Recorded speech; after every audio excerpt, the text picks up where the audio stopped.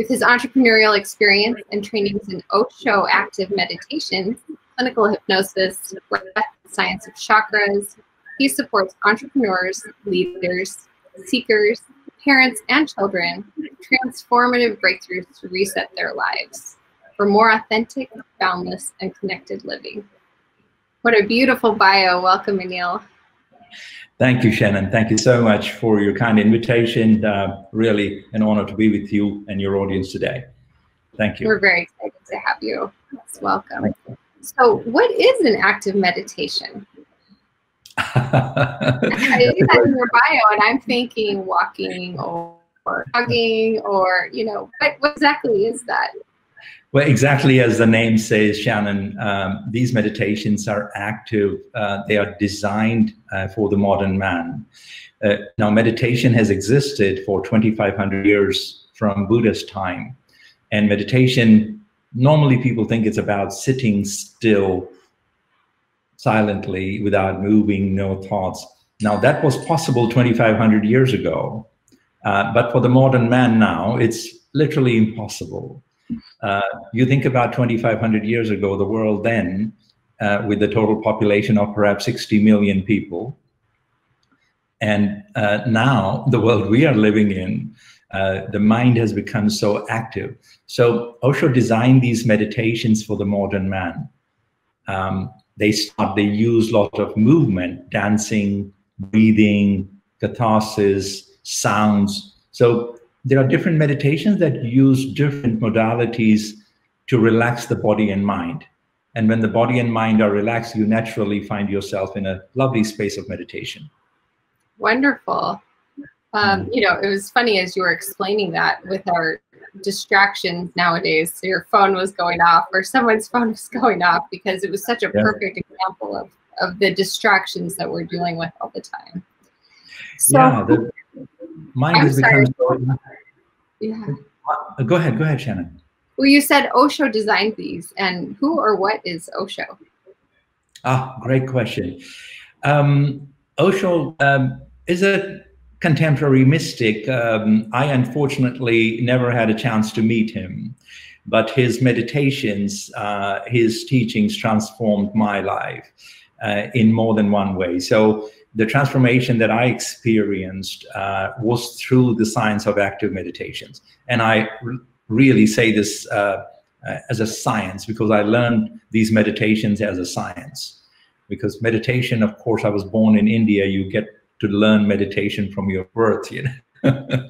And so the gift that I got from Osho was through the meditations and then his understanding of many other things. Wow. The contemporary mystic, yes. Okay, wonderful. Thank you for explaining him to us. I wasn't aware that they meditated from birth, or it was such a huge part of culture over there. What a different way than here in America. Very different, very different. And, you know, I was very fortunate that as a kid, we got to, you know, I went to Catholic schools. I was born in a Hindu family. And then, you know, I was taught prayer as meditation and prayer as gratefulness. So I was very lucky to have that in the root, gratefulness as a prayer, you know. So yes, a little different culturally, but unfortunately for most it becomes a condition. You know, so there is the other side of every gift, that it can become your dark side. You think you know it, you think you have it. Now think about yoga. You know, yoga originated in India, but it's now going back to India through the West. You know, some of the best yoga teachers are coming from the West. So everything has those two sides. And you feel meditation as well? Is it, you know, came from there and is traveling here? There's been a huge resurgence in meditation, or maybe the first resurgence here in Western world. You know, yes, you know, meditation has become the darling of the world. Meditation has become very, very popular, primarily, you know, because it was discovered by kind of the academias, you know, then the neuroscience, the medical professionals. They have all discovered the benefits of meditation. And as they started to research more neurologically and able to show the benefits, it's becoming more and more popular. And I think the science of active meditation is yet to be discovered, as mindfulness is an easy doorway. So everyone is entering into meditation through mindfulness. But I think active meditation time is yet to come. Although it's been around for 40 years, it's been practiced by many, many people. There's been some research done medically for some of the Osho active meditations with amazing results for anger management, depression, and relaxation, emotional release. So I think the time will come for active meditations. Interesting. I'm really intrigued by that concept. What are some of the benefits of meditation for some of our viewers who maybe are new to meditating or would like to try? Do you have any tips for them? Also, what they can expect short term and maybe long term? Sure, Shannon. So as far as the benefits as researched by universities and medical industry, anyone can Google and read them. But for me, the way I learned meditation as a science and the way I teach it, it's simply an art of being present to your life, showing up for your life, being present to your life and being aware and relaxed in your actions. So whatever you are doing, if you can learn, so through meditation, what I learned, and what anyone can learn, is a practice of being present fully to where your life is happening, stay relaxed, and also be aware. So in short, it becomes the art of how you are doing things rather than what you are doing. So you could be doing anything. You could be playing with your kids, you could be cooking, you could be dancing, anything, your work even, can become a meditation if you apply these three things. If you stay relaxed, if you stay aware, and if you have no judgments against yourself, just fully relaxed and present and aware, you're in meditation. Oh, I love that. I feel like anybody could use those three tips, and they seem pretty easy. And the timing is funny because I read this quote this morning that said the most successful person in the room is the most relaxed person. And you brought up relaxation, being relaxed more than once there. Yeah, so beautiful. That is a wonderful quote. The most successful person in the room is the most relaxed person. I have to share that with my friend who made this documentary, The Evolution of Success. I got to tell him that. That's a good one. Why don't, the documentary is something we were also going to discuss today. We shared a little snippet on the page yesterday, a preview, if you will. But why don't you explain what that project was for you? I was invited to be part of that project. I think Matthew Toman, who produced that film, and it was his passion project because he personally achieved big success at a young age and then collapsed into bankruptcy, and how he, got himself out of it. So it's, in a way, it's his journey and story, and he collected some beautiful minds and people around the world, Dr. Joe Vitale, Jack Canfield, Bob Doyle, Steve Jones. So beautiful people sharing the stories with something in common. Everything had something in common. They started from scratch. They already had it and went down and came up. So it's a very simple workbook. The film is available online for free right now, but it's a step-by-step process. If anyone is interested to go to the next level, and again, it's a very well-rounded film. It's also talks about success as, of course, the definition of success as achievement, and nothing against that, because at some time in my life, even I chased success as an achievement, something external. And at some point I was lucky that I understood success in a different way, and I got off that flight because I was myself involved in chasing success and playing the game of zeros. Another zero would be good, another zero would be good.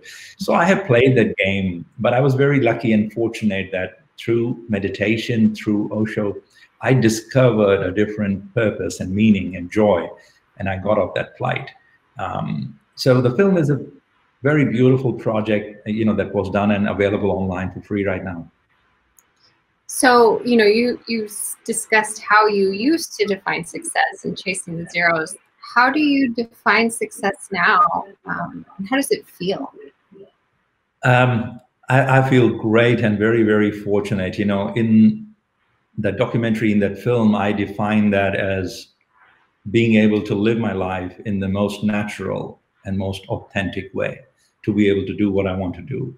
Now, you know, when I discovered, you know, most natural way according to my nature. So then success became for me a skill set, a way of life, you know. It was no longer an achievement that had a failure attached to it. So success then becomes an inner quality that for me personally was driven by three things. You know, is it in line with my nature? Is it in line with my authenticity? Nature simply means that am I being true to myself? Or am I doing this just as my belief system, as my conditioned belief system that was given to me by somebody else? So does it feel authentic to me? Does it connect me more with myself? Or does it disconnect me, creates a split between me? So when these three things became my guiding light from inside, a lot of things naturally fell off. I didn't have to make much effort to drop a lot of things. Because in business, you have to do many things. But I think if success is approached with that understanding, then you will not find yourself on a wrong flight. Because now around the world, I find many people who achieve success as an outer goal, as a fame, as money, as power, but then they reach there and find something deeply missing within them. And I was very lucky that I realized it and I got off that flight. So I think success as a definition at a young age, if we change that a little bit, you know, if it's talked about with especially the young children, and I'm a parent myself, but my daughter is now grown up. If we start shifting the basic definition of success, I think we will find more and more people arriving at the right destination. And taking a direct route, maybe not having to take so many detours. Yes. And nothing, you know, success as a young student who's trying to complete or graduate, a single mother who's trying to make ends meet, or someone who's fighting cancer, you know, it's a vast subject. It could mean different things to different people. But as an understanding, I think as long as you take that achievement as a goal in the future out of it, success can be very beautiful. Mm-hmm. Definitely. So you're talking about your other, maybe your detours or getting off that flight. What were you doing before you were teaching meditation globally and making this kind of ripple in the world? Serial entrepreneur. I was just on this mad rush for creating company after company in so many different fields. So I created multiple companies, fortunately for me, and you know, very proudly, they were all successful companies. So I exited from all of them at the peak, and that was just an entrepreneur, you know, on this madness to create success. And for me, I was driven by my creativity. I was not driven, I was creating. So I was in import, export, branding, technology, e-commerce, multiple companies. So for me, the idea was, as long as they were creative, I just wanted to do it, and I did it. I can relate to that very much. I've definitely dabbled in many different industries, and as long as I'm creating something new and that fire is coming, you know, I'm still, and now it's here, and it's awesome. Yeah, you've had a similar journey in a way. I mean, now you are bringing a different light and understanding to such a huge audience. Definitely. I come from a social media marketing background, and also, you know, being so mindful and aware, and a mindful parent, and meditation and personal and spiritual development. So this is a really aligned position for me to be in the universe right now. I noticed when I was, you know, researching you, and we've been chatting, that you also have a marketing hand in what's happening at Osho, at the Osho Foundation. So one thing I wanted to talk about today is, you know, with the technology and social media and all the pieces that are in play for us when we're at home and we're kind of quarantined, is how can we use technology mindfully? I think that's something that really needs to be discussed. Yes. Yes. Unplug. The most mindful thing. Just get off of it. Reset. No, I think technology is important, Shannon. Technology is important. I think anything when overused is a problem.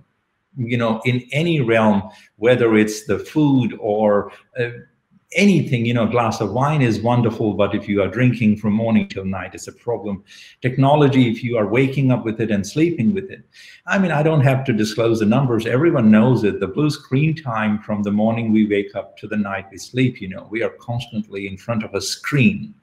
Now, if screen is becoming, one of the big things we are missing, that life is becoming on screens now. So we are forgetting to participate in life. You know, the nature, you know, going out in nature. I mean, I was in conversation on my Uber drive before the quarantine with the driver who was asking the same question: how do I get my kids off the devices?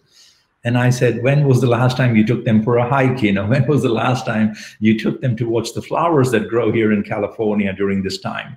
So I think we have responsibility for, you know, for kids.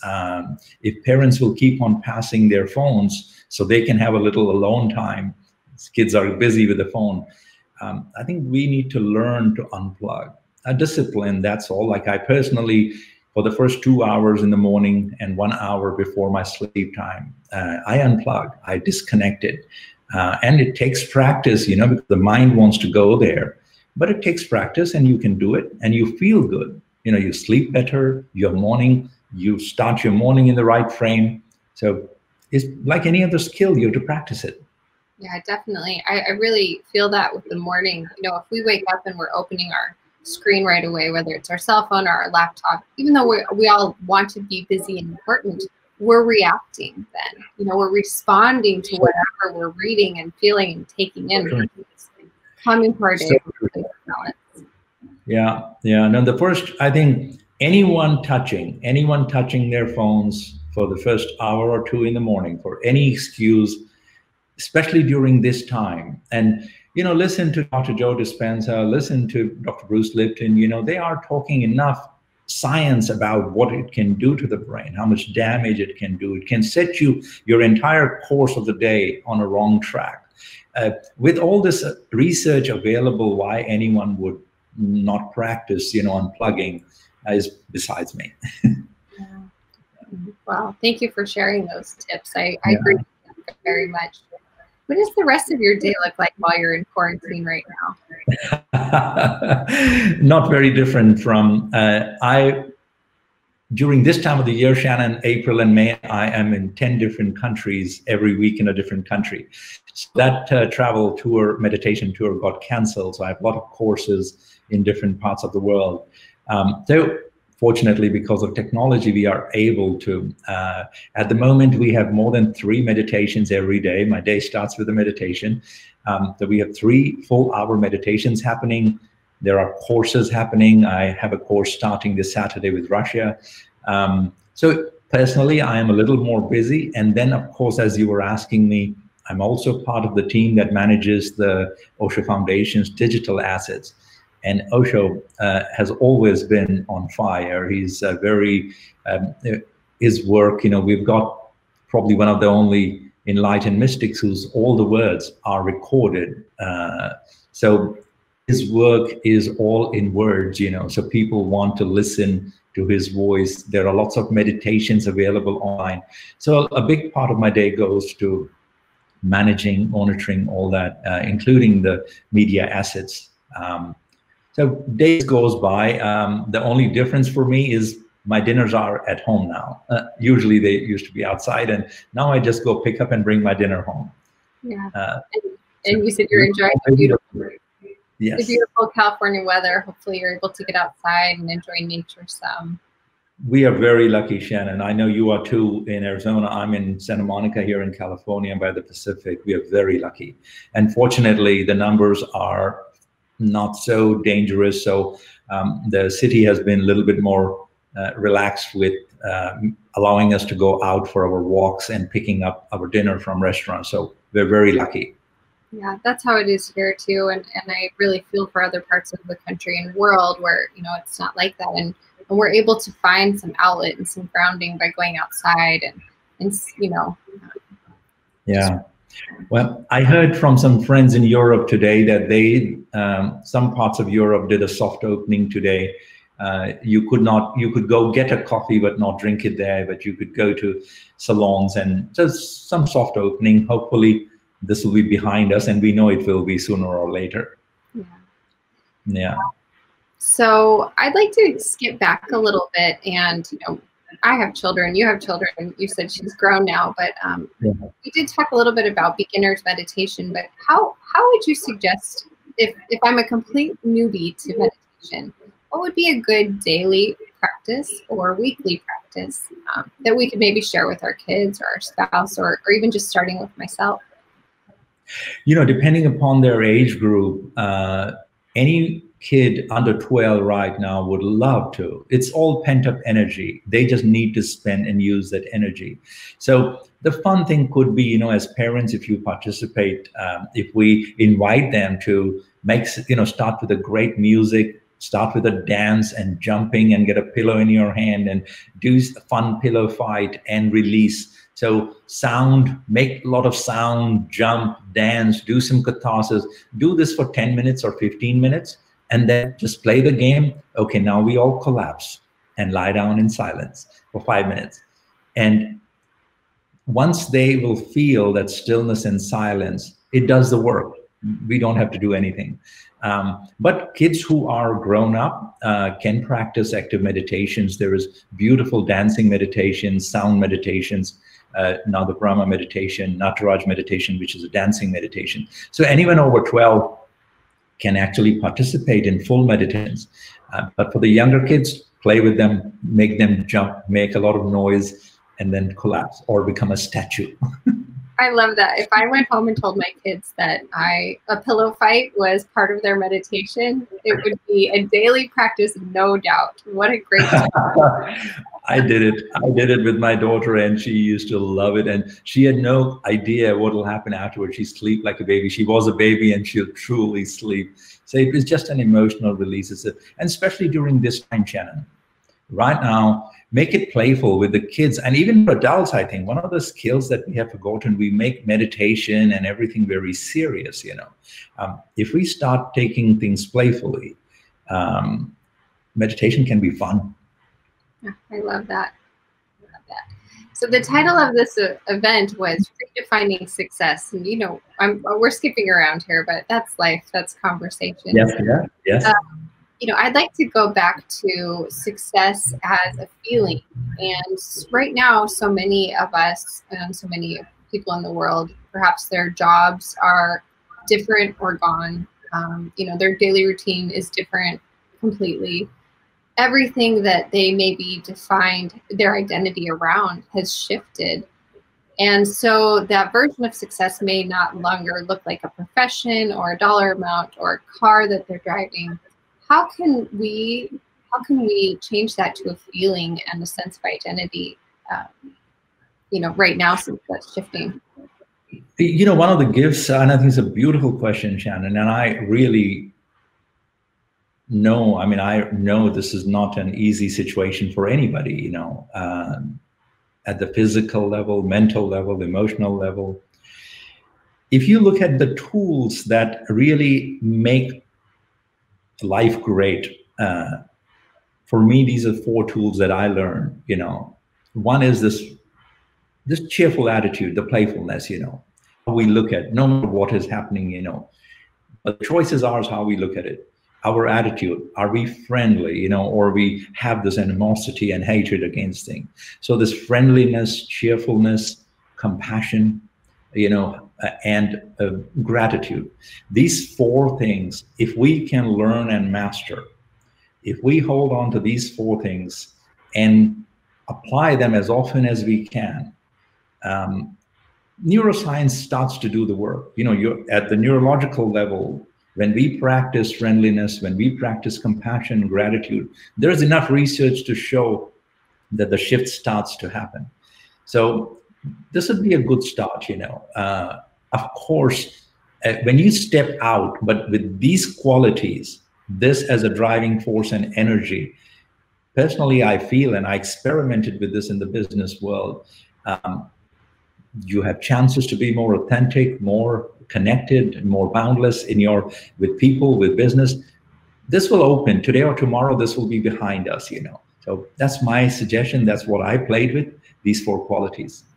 Love that. So it's almost fake it till you make it. You know, come in with those. Then you said neuroscience takes over, but yeah, because you know, we forget, we all love these qualities. They're coming up every day. You hear stories. These qualities are there in us, but in the madness, when we are rushing to achieve something, when we are just running after things, we forget these things.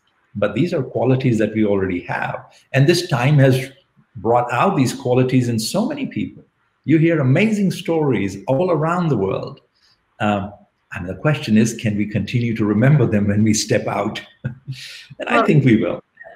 And that was my next question, is once we can identify that within ourselves, is how do we take that as a collective and continue this? You know, I've seen a big change in my community, even people kind of social distancing, standing, but chatting with each other and speaking with each other and sharing resources I didn't see before, just this underlying level of compassion and gratitude.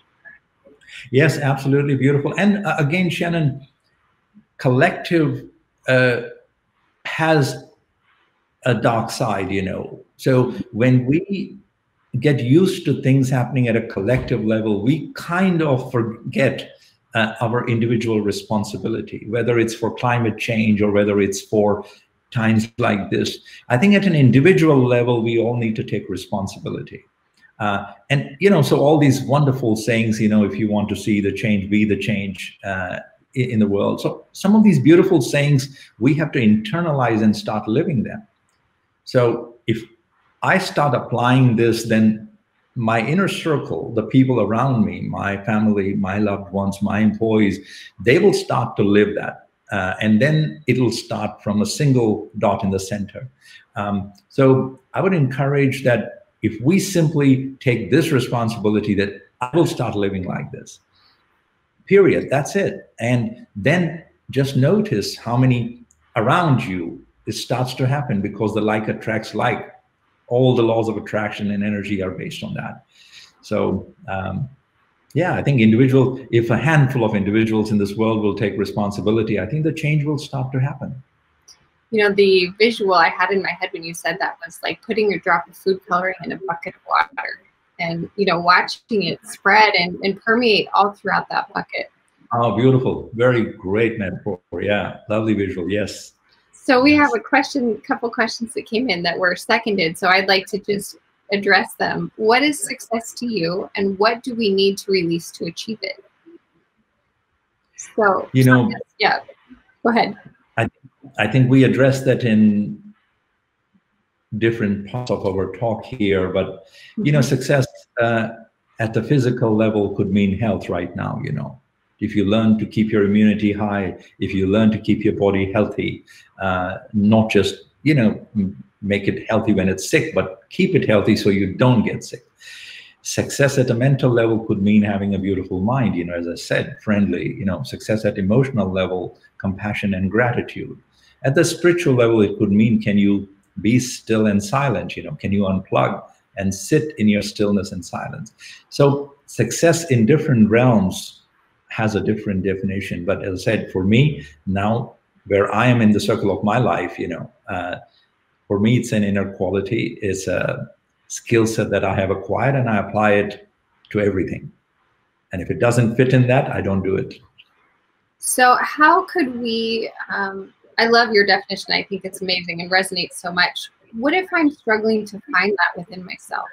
What could be clouding that? What might I be holding on to? And how could I identify and release that? Oh, great, Shannon. I'm so glad you asked that question. You know, the operating center in the human body has become the head. So what we are doing now is we are doing our math with our head.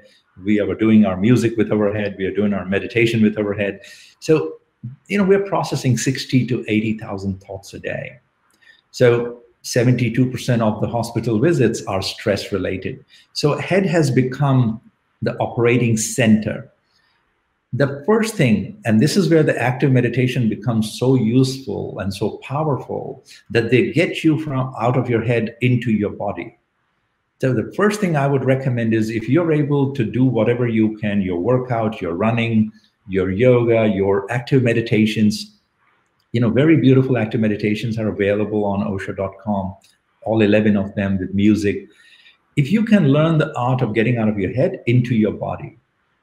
So the two benefits that happen is you drop into your heart center out of your head. When you drop into your heart center, your senses become more alive, your senses become more active.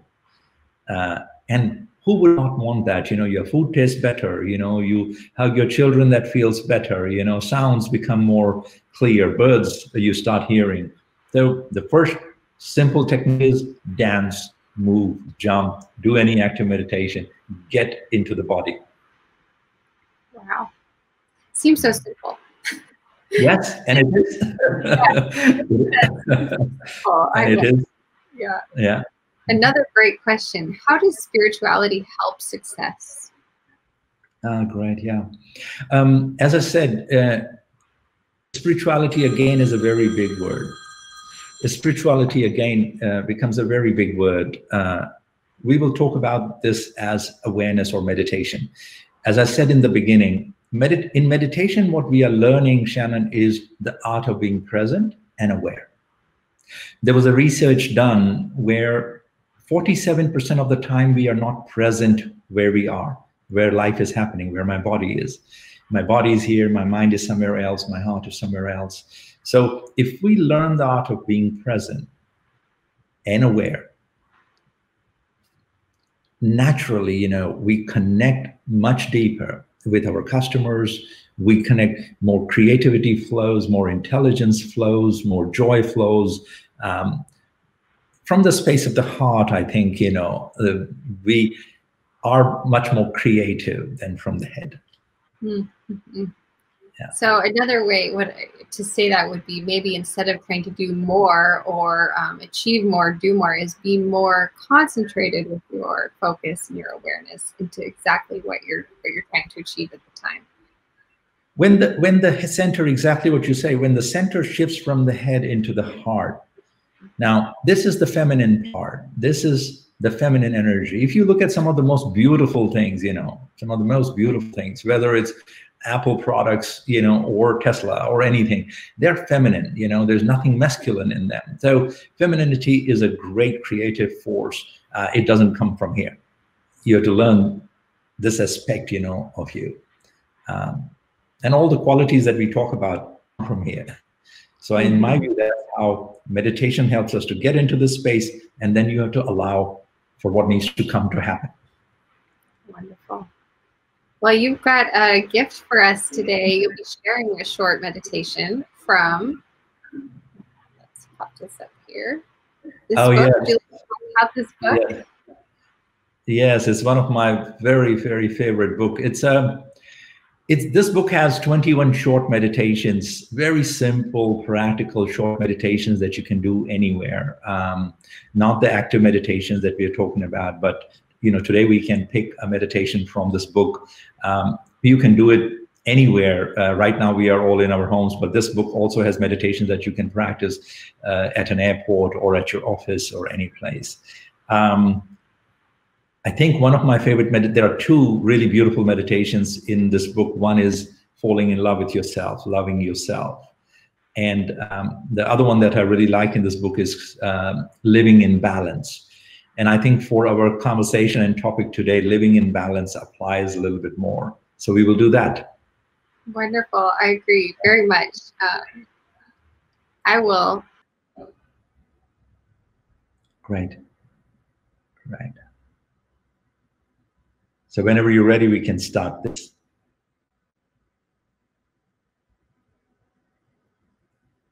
Shannon, I lost your voice there. How about now? Oh, you're back. Yes, great. We're ready. Go ahead. I'll pop back on when you're done here. Thank you. Oh, great. Okay, we'll do a short practice. So wherever you are, just allow your body to relax.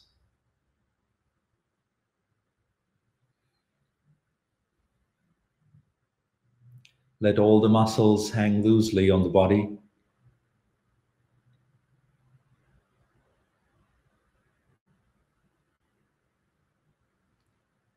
And become present to your breathing.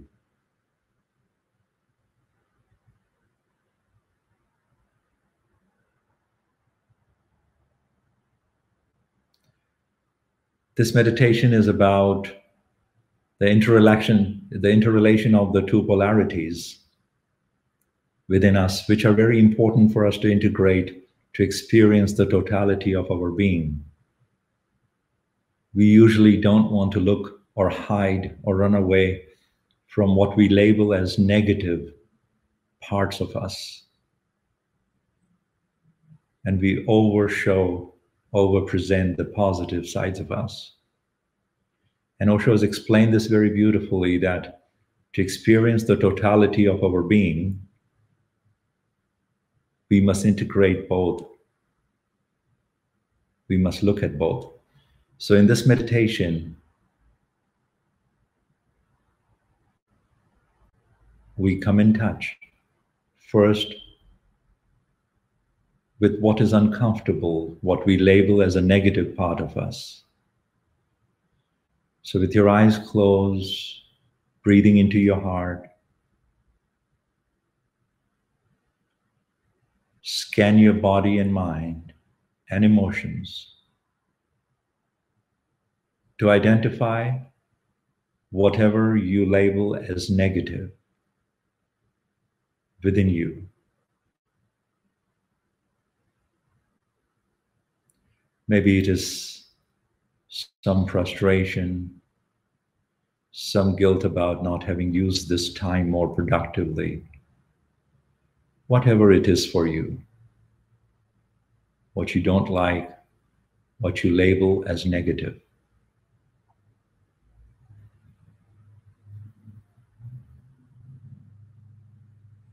And when you find a few of these parts, just stay with them.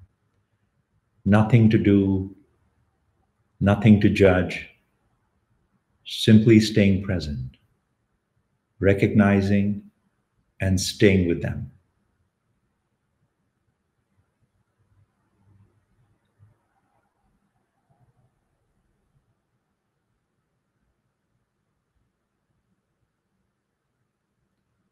And now, just letting those parts go and turning towards what you're liking about yourself, what you label as the good parts, good things about you, something that you're doing during this time, perhaps spending more quality time with your loved ones, taking care of your body, whatever it is for you. Scanning your body, mind, and emotions to find those parts within you.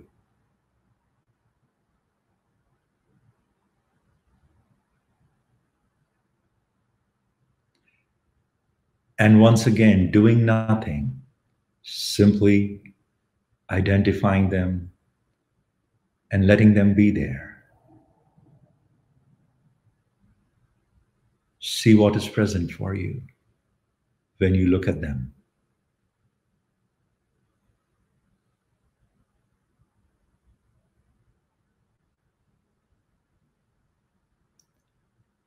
And now, letting these parts also go.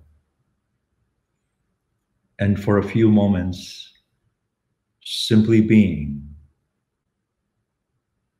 and seeing both sides as part of one.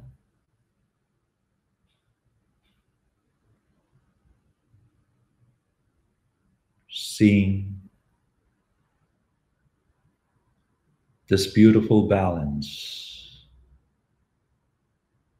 of duality, of these polarities within us, the right and wrong, the good and bad, the ugly and beautiful. Just being present to the opposite polarities within you and within life.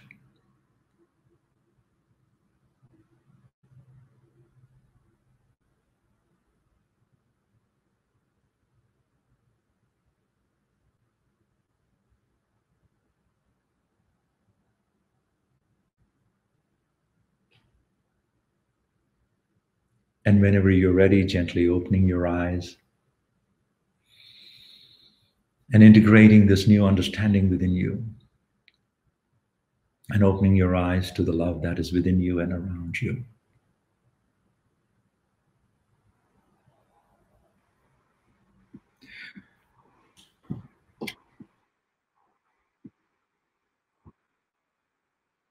Anyone can do at home. It's one of the meditations in the book. That was wonderful. Thank you. And I think you're right. So needed this time when many of us are struggling between how much we're doing or not doing, or, saying, not saying. So thank you. Overall, gratitude, one of the 4 qualities that you said, and I'm feeling it very much right now. Thank you, Shannon. What a pleasure. Thank you so much. Thank you. Yeah, thank you. Wonderful. And I've posted the link to the movie on the event details here. So feel free to pop over. Great. And the book is available wherever books are sold, or they can just visit osho.com. All the meditations are there. Wonderful. Thank you so much. Yes. Talk to you soon again. Thank you so much. Yes. Bye-bye. Bye-bye.